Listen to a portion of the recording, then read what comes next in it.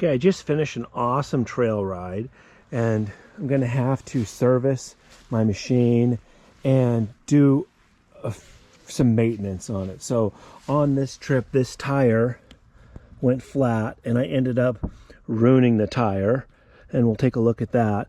To do the tire, to take this tire off though, I have to take the track off, and so I'll end up taking the track off and getting that tire off and getting a new tire, and that's a process. It won't be difficult, but it is a process. And then somehow there's a bar that goes right here, and it came off, just vibrated loose. This end of this is threaded, and so I suspect that the thing came off and it fell down in here, so I'll look in the tub. The other thing that happens is when you have a tire that is either overinflated or underinflated, it changes the tension on the chains, and so I ended up breaking the front chain. We'll take a look at that one in just a second. And then I also had a problem with the ignition, and I fixed it in the field, but I'll show you what happened to that and how to fix that, just in case it happens to your machine as well. But before I do any of that, I'm first going to just take a hose to this thing and hose it all down, especially down in here on top of the axles really well, because the grease zerks to grease the internal bearings are on top of the axles. So I want to make sure I get all those nice and clean. And while I'm doing it, I'm going to clean the engine. I'm going to go ahead and take the floor panels out so that I can access everything. And they come out pretty easy, actually.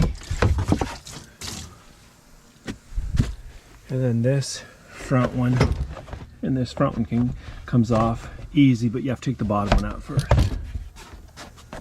Now you can see that that front chain there is broken and it just fell down in there. In fact, when it broke, I felt it, the sprockets had flung it up around and hit the bottom floor plate.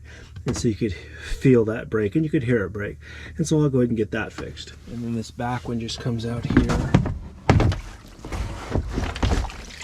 and it'll just pull out. Except it'll take two hands. So I'm going to set this. And then I want to clean my engine, as long as I'm going to do some degreasing, because I got to find that part that fell down in the bottom, and it's always a greasy mess. And so as long as I'm doing that, I have this stuff that this just takes grease off real quickly, so I'm just going to spray it on here like that. Okay, and I'm going to let that set, and then you just hit that with a hose and spray it off. The first project I'm going to tackle on this is I'm going to get the front flat tire off of this, and to do that you have to remove the tracks. Anytime you remove the tracks, you want to remove or put on, actually, you want to deflate the front tire and the back tire, because that reduces the circumference needed to keep the tracks tight, so it loosens the tracks that way. So first we're going to pull the valve stem out of this, and then we'll take the tracks off.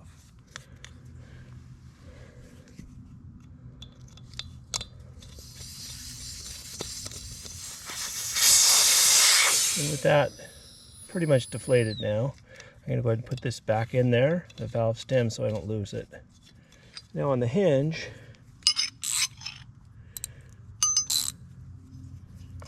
basically there's two bolts that go through the hinge here to keep the tracks on, so we'll take those off. Now, one thing to note is this one I put in incorrectly.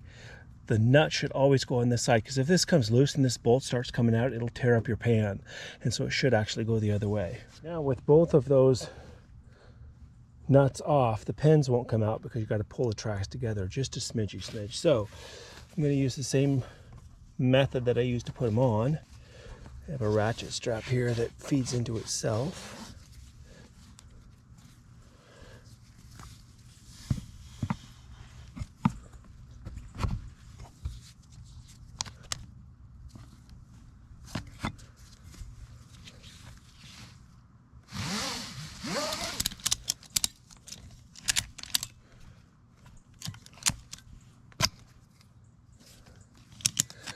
I might get lucky enough to get this other one now.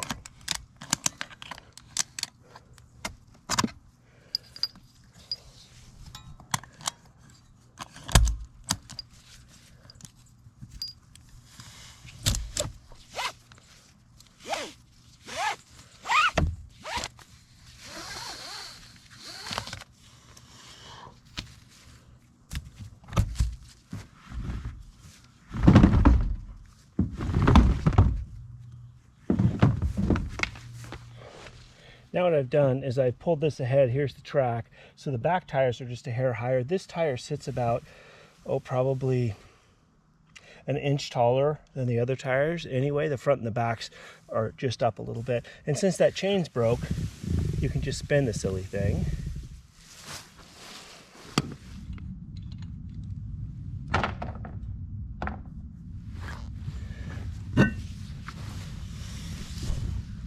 You can see I didn't get this hosed off very well. And this is common when we run in grass. You get grass all around these, and you want to get that off, otherwise it'll get poked in there and tear up your seals and stuff that protects your bearings. So it's always good to get that stuff off. So one of the cool things about this is in these hubs they have a hole, and you can get your grease gun head through there, and there's the Zerk. There's the Zerk to grease that one. And so each of these tires have a hole in it, and so you don't have to take the tires off to grease the external bearings. But we'll go ahead and get this hosed off a lot better, and then grease all these. I like to grease them every single time, Owen. When you put these tracks on, they have a spacer that goes on here that pushes it away from the tub just a little bit. I like to grease every time I take mine out in the water, even if it's only for an hour. I always grease these because the grease pushes the water that got in the bearings out, and it keeps your bearings from rusting. So every single time I take it out, I grease it. When I grease this, I'm going to try to wipe off that nipple. And if the tire was on here, I could stick it through here, poke it right onto there.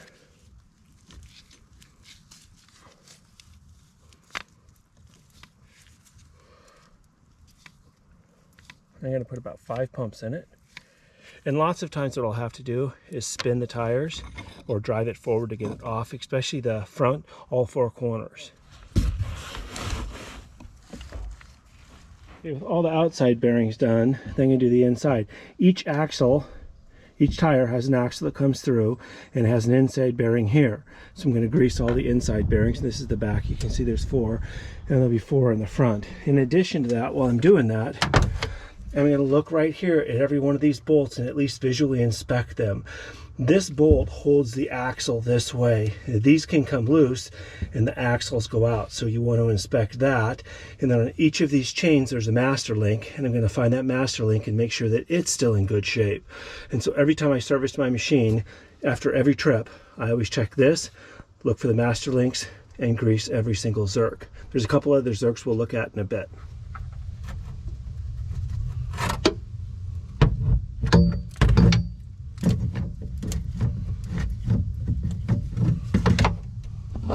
And when you pump that out, you can see the grease that came out is not the light blue grease. It's got a little bit of color in it, which probably means there was a smidge of water in it maybe. Now the thing I didn't mention is that this is a marine grade grease, which means that water doesn't dissolve it or mess it up. So, because especially the exterior bearings are going to get water in them. So in the front of this machine, you can see there's one, and that front one is all the way up over there. You can see some fresh grease on it. And then in addition to that, there's a Zerk right there in the middle of the screen, well, low middle, on that main shaft there. So I want to look at that. And then as long as we're in here, we always look at the transmission level. You can see there should be just a bit of an air bubble in the top of that, so I have the right amount of transmission fluid in it. And now I'm going to grease the chains real quickly. The Argo people tell me I over-grease my chains, but I pretty much grease them every single time I take it out. Right now they're probably in good shape, except if you remember I ran some degreaser in this pan. And so I'm just going to spray some grease on those. And a lot of people run different things on their chains, but I'll tell you, this stuff right here, this I think is the best stuff there is. It's expensive. It's probably 25 bucks a can, and I'll use almost a whole can to do this every time. But this eliminates any rust. It's an incredible rust inhibitor. This comes, the Corrosion X comes in 2 different cans. It comes in a red can and a green can. The red can is like oil, and the green can is kind of like a thin grease. And then I'll just run the machine ahead and grease the other parts I couldn't get. I'm going to pull this broken chain out and see, we'll assess what the problem is here.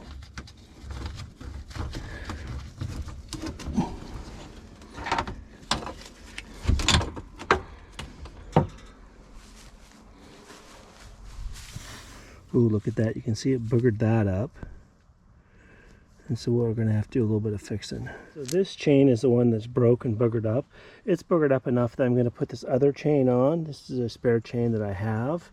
And then I'll go back and fix this one and use it as a spare chain. I always carry one double chain like this and one single chain with me just in case you break one. Okay, so this bolt is the one that came out of the hand holder that goes right here. And you can see that's sprocket right there. What happened was this came off, fell down in the tub, was bouncing around, picked up on the chain, and that's what ended up busting that chain. Okay, so I'm going to start by using some red Loctite. This is like the forever Loctite. You put it on and it's never supposed to come off, just about. It's kind of a gel, it looks like.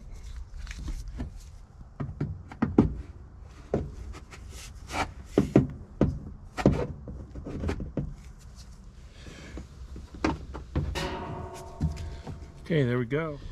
This is the task I'm looking least forward to in this project. I'm going to have to get the chain up underneath that front sprocket around to this other sprocket and then make sure that the wheels are lined up, and I'll show you what I mean by that in a minute. So I'm going to go ahead and do this, and I'll show you when it's done because there's not enough room in there to film and do it. So this is how this goes together. It's a pain in the tail. Each one goes around a sprocket, it comes around, there's a connecting link here. Connecting link goes through. I'm going to put one spacer in here just to keep it in place.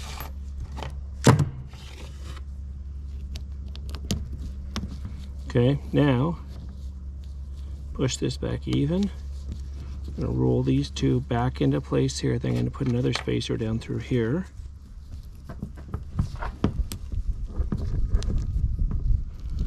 And then wiggle and jiggle until you can get this to go all the way through. Once it goes all the way through, you put another one of those on, and then there's a master clip link that you put in here and then flip over this and connect onto that. Yeah, that should be easy, right? Okay, so for now I have a pair of vice grips, and I'll show you. I ground the jaws down on them. I'll show you that in a little bit, but I have those gripped on the first chain, so I'm going to go ahead and get that started. Okay, so you can see that master link is on right there now. And so that, which is the worst project of the day, is done. So I'm down at All Seasons Argo to get a couple parts. Always a fun place to visit. You see they got a bunch of new Argos in back here. We'll talk to them here. Okay, so I'm measuring all these tires. The easiest way to do is just to drive it up on blocks to measure them. So I'm going to measure that middle one right there right now. Okay, this is going to sound dumb, but we got that spare hole there that we can put the grease zerk through. We want to make sure that we line it up with the hole right there. Okay, pull the ballast out of the front tire and the back tire so that we can deflate those tires and again reduce the circumference of the tracks. When I measured these, I put exactly 5 pounds of air in every single tire so they'd all be the same so I could measure them. And as it turns out, this new tire is the smallest tire, so it's on the front. Okay, the way it's supposed to be set up is this middle tire right here, second tire back is the biggest tire. The next biggest tire goes here. The next biggest tire goes on the back. And the very smallest tire goes on the front of the machine. And that keeps the chains kind of an even tension. Okay, you can see I've used my ratchet strap to pull this together. I'm going to put this from here to here, and that way if it comes loose and starts coming back out, it goes this direction and doesn't go this way and tear up the tub. So you want to make sure that that one goes this way. Okay, and this bolt probably doesn't really matter, but I'm going to put them that way so the threads are on the inside. And I'll pull my ratchet strap out, put those bolts on, tighten them up. Now with those, I tighten them all the way up and then loosen them back up just a little bit. Those are self-locking nuts, and you want that hinge to be able to bend back and forth. Now all I have to do is pump up my tires, the front and the back, and then I took air out of the middle ones so that I could measure them, so I have to reinflate everything to the correct measurement. I'm going to inflate these so the front one is 5, and then 7, 7, and 6, and that kind of maintains, you know, 5 is the least amount and that's the smallest tire, 7 is the biggest tire, and that's the biggest amount. 7 again, and then 6, because you want this tire to be smaller than the 2 in front of it, so it double ensures that they remain small. Okay, so we're all done. The last thing I want to talk about is I had this trail problem. I had this problem on the trail that I wanted to share. So my ignition, the key was just, you could just turn and turn and turn and turn the key. And I thought my ignition was going bad, but what the deal is this has a nut on it here, and it holds it back. It just, this nut had loosened up and it went through, and it was just sliding. So you want to, so if that happens, just so you know, you can just tighten that nut up. And then this thing just snaps over the top of it. Thank you for tuning in today, and I hope that you found something that would be helpful in here, and I hope that you don't have to solve any of those problems yourself. Good luck on the trail.